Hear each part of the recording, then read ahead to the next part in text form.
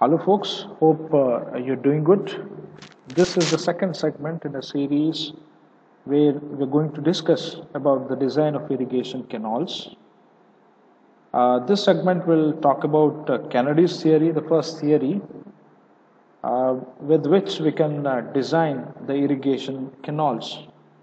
Hope you remember, while thinking to design a properly functioning channel, one must think to design such a channel in which neither silting nor scouring takes place.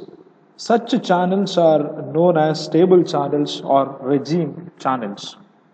Now, before we discuss the Kennedy's theory in detail, let us go to the prerequisite, one of the prerequisites, which is called regime channels. A channel is said to be in a state of regime if the flow is such that silting and scarring need no special attention. That means silting and scarring are completely absent in the case of a regime channel.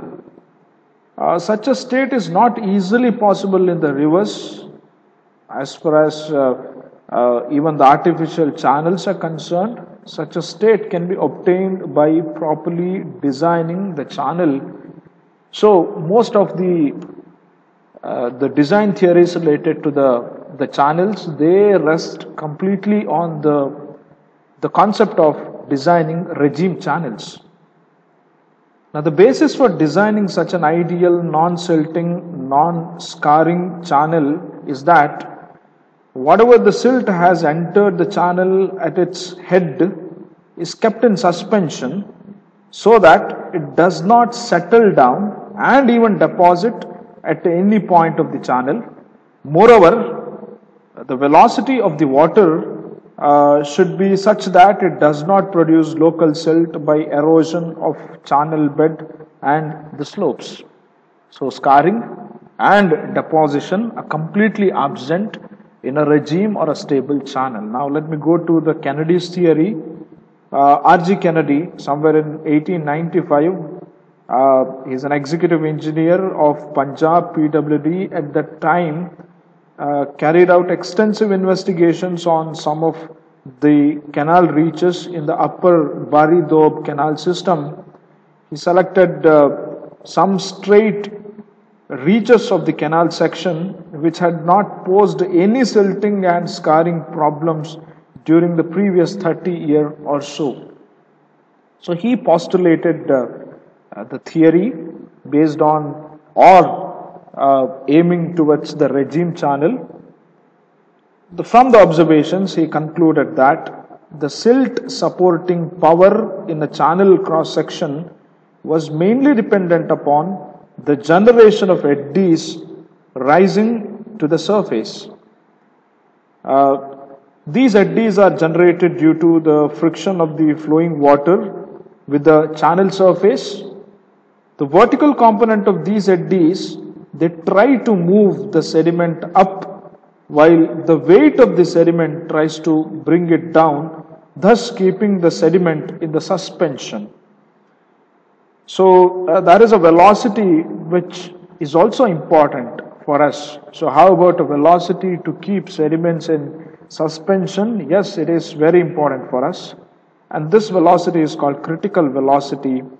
Now the problem is, how do we find out the critical velocity?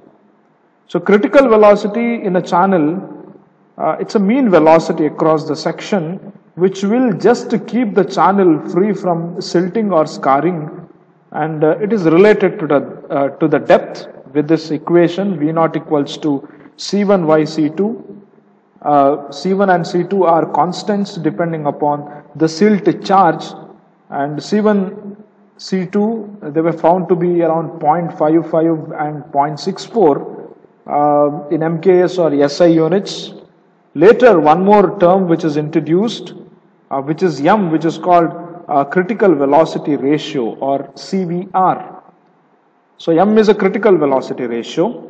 V0 is critical velocity in the channel in meter per second. Y is water depth in the channel in meters. And obviously M is the critical velocity ratio.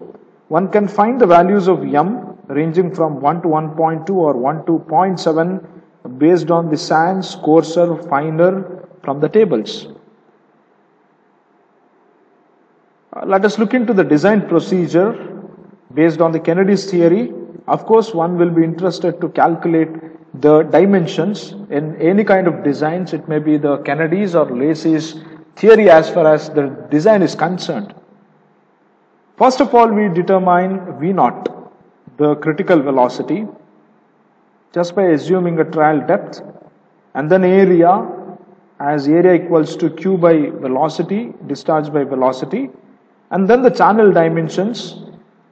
Now corresponding to the actual mean velocity, that is V, which can be calculated from Cutter's, Manning's or Chezy's formula, and if V naught is found to be equals to V, assumed depth is right. That's how we obtain the dimensions for a stable channel. Now otherwise, one must repeat till V naught becomes equals to V.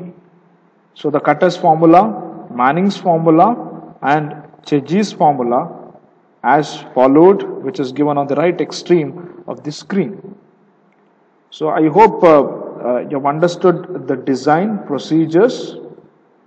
The actual mean velocity V generated in the channel can be computed by any of these three resistance equations, but generally Cutter's equations is used in Kennedy's theory. So in the next segment, we will try to understand the Lacey's theory, and we'll also try to understand the demerits of Kennedy's theory, which is addressed in the Lacey's theory. Thank you.